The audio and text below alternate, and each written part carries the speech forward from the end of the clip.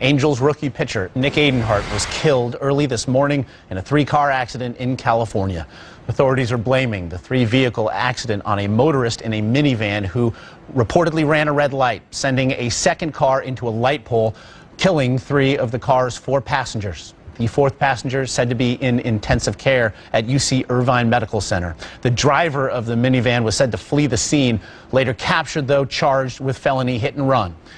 The 22-year-old Adenhart, in his fourth major league start last night, scattered 7 hits over 6 scoreless innings for his first major league win. He had made 3 starts for the Angels last year. He did, in fact, go 1-0, getting his first major league win last year. A no decision last night was his. The Angels scheduled to play the Athletics tonight in Anaheim. However, no word yet on whether Major League Baseball will reschedule that game. For more here, we now welcome in our own Peter Gammons. And Peter, I know this is a young kid that you actually had a chance to get to know. Just what sort of person have we now lost in Nick Adenhart?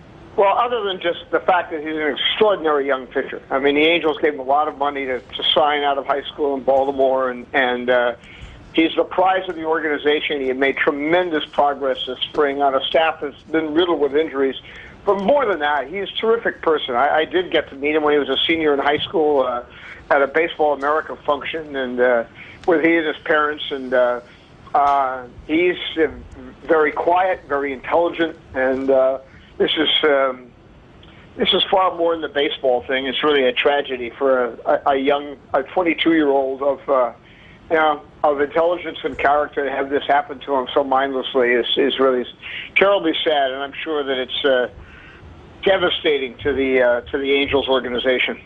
Peter, this is an organization whose star-crossed past does include the tragic deaths of Lyman Bostock and Donnie Moore. Knowing the principles in the organization at present, as you do, how will it now rally around what has to be a shocked clubhouse? Because it's a very passionate organization. Mike Scioscia runs, his personality so pervades that team. It's a very passionate, very, very confrontational, and I say that in a really good way, because everybody deals with whatever they have to deal with organization. That's great when it comes to baseball. I think it's hard when it comes to anything this personal, because I do believe they'll be terribly emotional about it, and I think there will be some carryover, a natural carryover, because of the sadness and the mindlessness of it. I mean, it reminds us of just how frail we all are. But for a 22-year-old riding, finally being in a major league rotation, pitching 6 good innings against Oakland last night, and then to have this happen, I think is probably going to stagger a lot of people, whether it's Joe Saunders or Vladimir Guerrero. Stagger many people really in the world of sport. Peter, again, knowing baseball as you do, what do you expect MLB to do here with tonight's game between the A's and the Angels? My guess is that this will be, my guess is they'll postpone it. I think it'll be very hard for both teams to play tonight.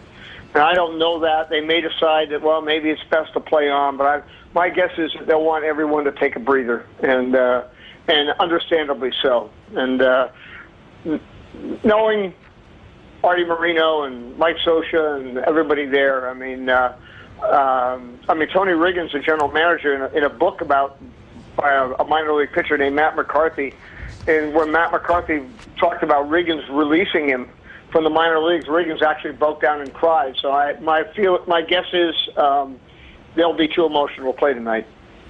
Again, the very sad news at this hour here on SportsCenter. Angels rookie pitcher Nick Adenhart, hours after facing the Oakland A's last night in Anaheim, killed early this morning in a 3-car accident in California. Peter Gammons, we very much appreciate your time. Josh, thanks a lot.